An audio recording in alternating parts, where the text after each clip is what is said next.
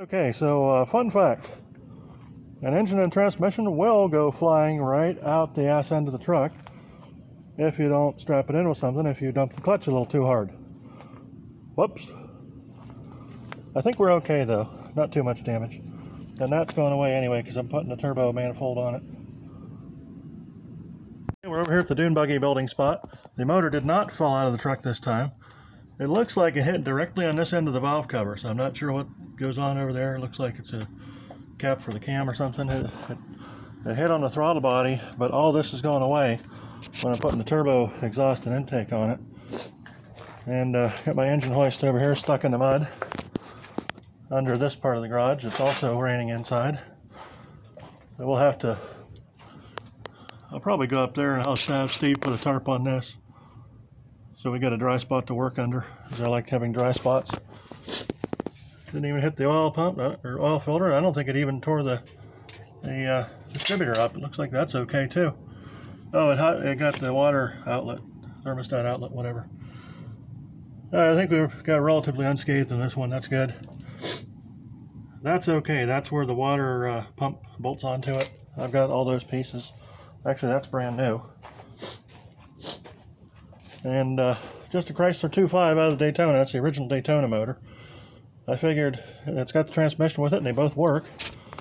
You got to put type F in the transmission because it slips a little bit on that second and third shift, but that's what they all do. But then once you put type F in, it works perfect. So I'm going to try the John Deere fluid like I did on the other one, and that should make it a lot better. And I'll try to build a Dune Buggy and see if I can get a title for it too and get it registered for on the road. All right, here's a little better view of the joint. This came from the passenger side mount, so we're going to have to build a mount on that side. We're going to have to build a mount on the frame to hold this. Probably replace that before we mount it in. And then there's a mount over here, right on the front of the motor. Well, what you would call the front. It's actually well, that's the passenger side. This is the driver's side here. We'll have to do a transmission cooler and a radiator, but that's not hard for this. Uh-oh, the dipstick came out. Oh, no, it didn't. Cool, it's still in there. Good. All right, we'll have to build a shift linkage and stuff.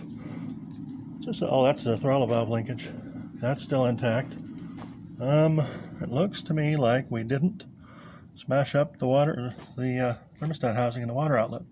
It's still got a chunk of hose on there. It looks like that probably saved it. Nice. Laziness helps sometimes. So this is going to run off a Speedowino. It's going to have, well, the original distributor doesn't work. I don't think you can see it from here, but I built my own sensor, and I put 4 magnets on the back of the camshaft pulley.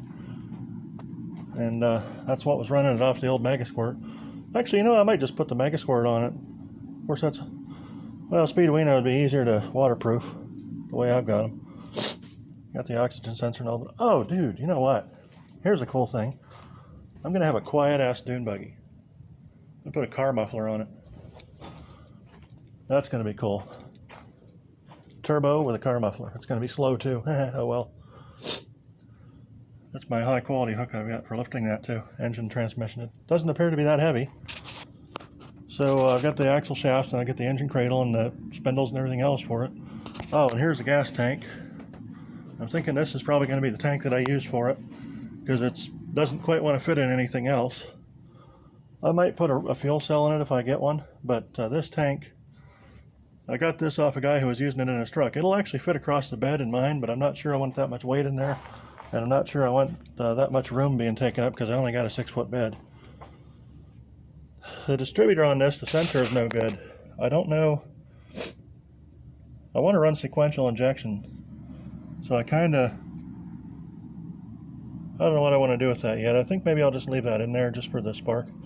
Or I might just put a cap on there with no wires and I'll run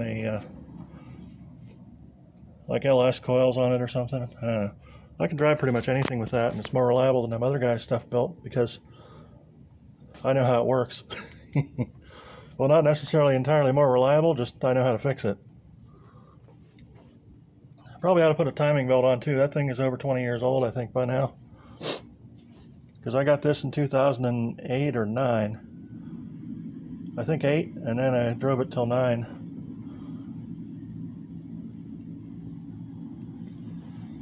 well, anyways, that's the status of the device. I'm just going to leave the transmission as is. I don't really want to be hot rodding it too much because, I mean, I just kind of want to test it out, see how it works. I got some special wheels and tires for this too that might work out. We'll have to check them out and see. I don't know if I can make this street legal or not. I've got the titles for everything that I pulled parts out of. I don't want to ruin my titles either because the titles are still active. So, well, we'll see. I just have to tell them, do not ruin those titles. Oh, the head on this, for future reference, future me, the head is a 782. I don't remember what that is in relation to if it's good or bad or evil or kosher or halal or whatever it is, but it's a 782 head. So whatever that means in terms of Chrysler stuff, that's what it means. All right, well, that's all for now. I shall see you later.